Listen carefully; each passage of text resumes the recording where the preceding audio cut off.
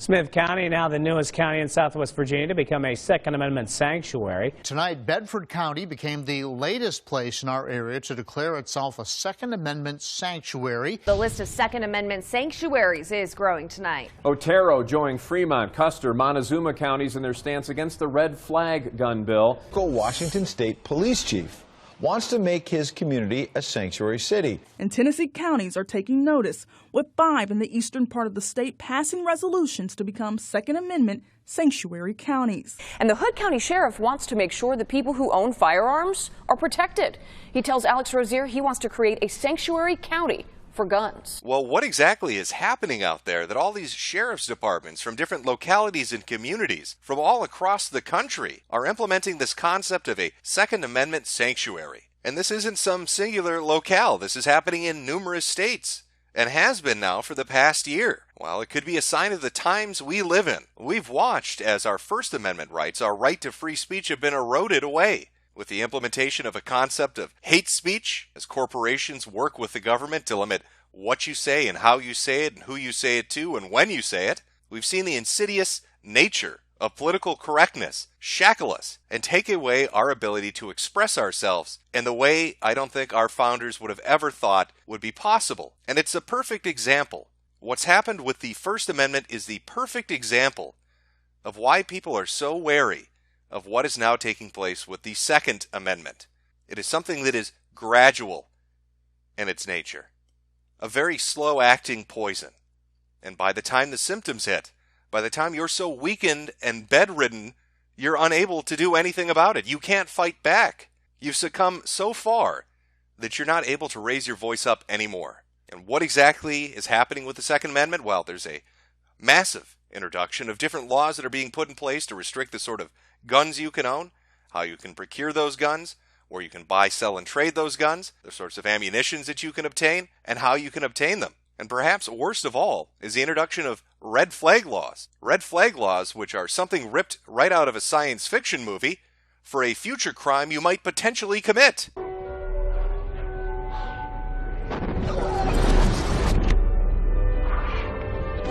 Anderson, wait! The back row. Wait! Anderson, wait! Anderson, wait! Maybe it's a loved one. Maybe it's a neighbor, a friend, a coworker. Maybe the guy at McDonald's making a burger for you just didn't like the way you looked at him. And so now here come law enforcement to take away your weapons because they need to assess if you might pose a risk. You haven't done anything yet. You haven't committed a crime yet. But they're going to take your guns anyway. And if you just so happen to get shot when they come to take your guns, well, that's your own damn fault. Police say just after 5, 2 officers tried serving an extreme risk protective order on 60-year-old Gary Willis. Police say he answered the door holding a gun, placed it down, and stepped outside to speak to the officers. Once they explained to him that he was the respondent of an order and that they would be taking his guns, he became irate, went back in the house, grabbed the gun. The first officer in the door grabbed the gun as well. They started tug-of-warring for the gun, and the suspect fired 1 shot from the gun.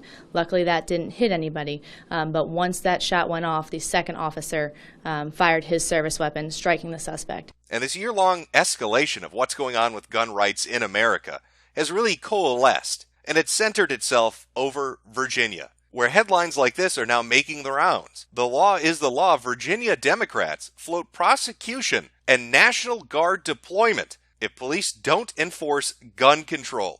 The Democratic officials which are quoted in this article are not only saying that they're going to have sheriffs fired for not following orders, that they're going to strip away the budgets of any county that refuses to oblige their gun grabbing, but they've gone so far as to say they have suggested to the Virginia governor, Ralph Northam, that he should bring in the National Guard and have them police over 75 counties.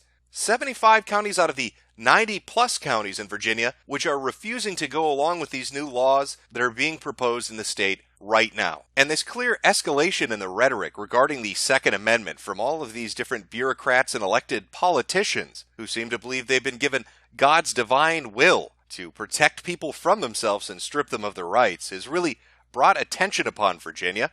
and got a lot of people talking about it. The National Guard itself gave a response on social media, a very nonplussed response, a very non-committal response.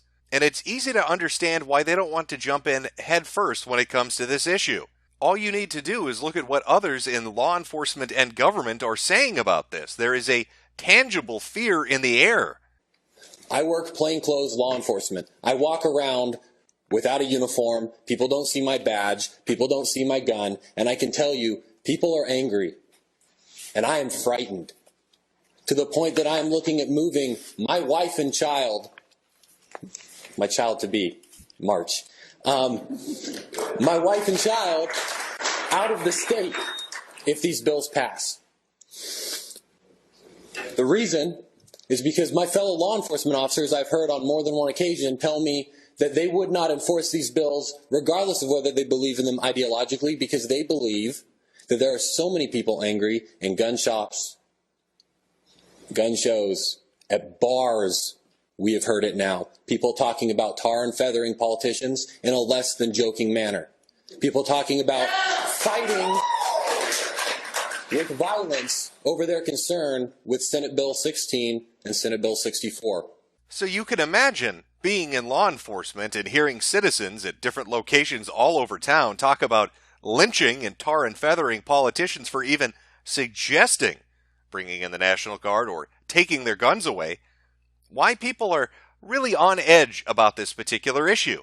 Take, for instance, this conversation that took place between the Attorney General and Delegate Jay Jones from Norfolk, in which Jones writes, "The bills being passed by the General Assembly and signed into law by the governor are binding for our entire Commonwealth and its citizens. The legal precedents it would set by allowing communities to selectively ignore these laws at will is alarming and indicative of the same mindset that nearly 150 years ago led this country to dissolve into a civil war."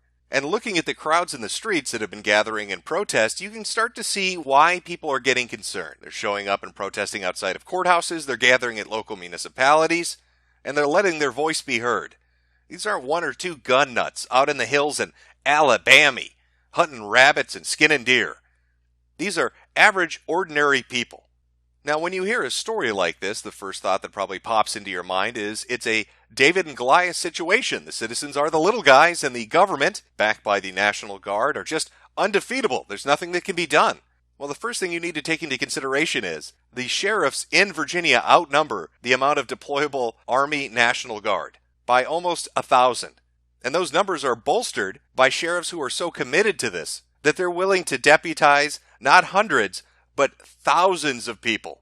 I do have the legal right to swear in deputies, and that's been the same for hundreds of years here in the Commonwealth for any sheriff. And others might say that might be okay for a handful of people, but if you deputize hundreds or thousands, that sounds like a militia in the making. Hopefully the measures that they're hoping to approve won't actually pass and won't be necessary. But if they do enact those laws that they're proposing, restricting everything from the so-called assault weapons to high-capacity magazines and other things, let alone the red flag laws, my stance will be to, if need be, if it's passed, swear in hundreds or even thousands of citizens as auxiliary deputies. We have thousands of concealed carry permit holders in the county currently.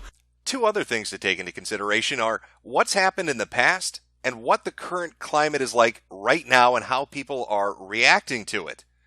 Maybe you remember a little incident called the Bundy land grab, where the Bureau of Land Management tried to roll up with armored cars and assault weapons, sending in their troops to steal a man's property. They're going to take his possessions from him. Remember what happened with that? Well, his neighbors and people in the community came out to support him, stood shoulder to shoulder with him against government and law enforcement forces. Goddamn cowboys rode in, people set up sniper positions on the overpass, and the government ran for the goddamn hills.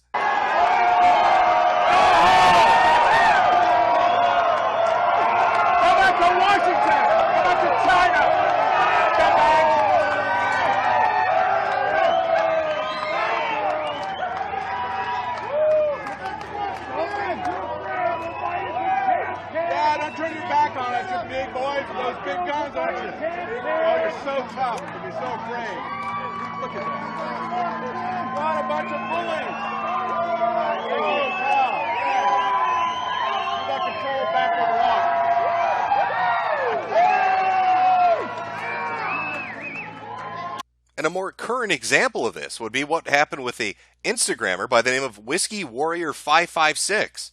Now, at the time, it was believed he was being served with a red flag warrant. They were coming to take away his high-capacity magazines. Serious question.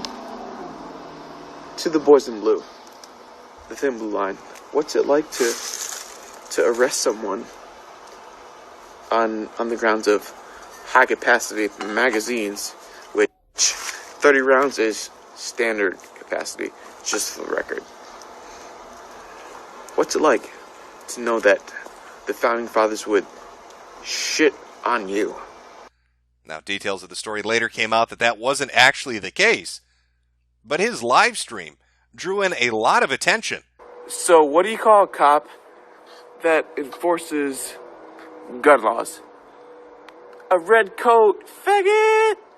With a lot of people really monitoring the situation and gear up and go down to show support, much like what happened with Bundy.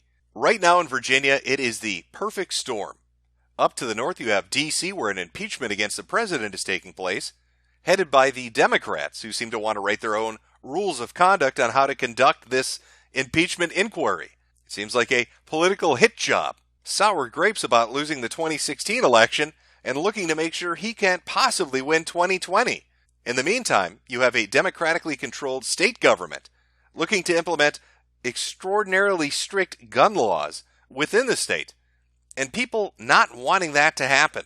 Sheriff's departments saying, no, we aren't going to enforce it. Citizens gathering at town hall meetings and declaring their county's Second Amendment sanctuaries, protesting at the state government buildings. Sheriff's department saying they'll deputize people, and local law enforcement hearing people on the street talk about tar and feathering politicians. All of these things are culminating. It's all gathering together in a little pressure cooker.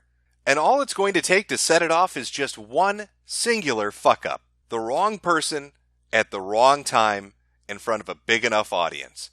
If the government sends in the National Guard, if they start firing sheriffs, if they serve a red flag warrant on somebody, and some kid gets killed, or some innocent citizen gets killed, or people decide they've had enough and they stand up to it, who knows what chain of events that is going to set off. But right now, Virginia is a state to pay attention to. Because you can feel it. It's tangible, it's electric, it's in the air. But my fear is, as I watch what happens in Virginia, that this particular saying is going to end up having a very real meaning very soon. From my cold, dead hands.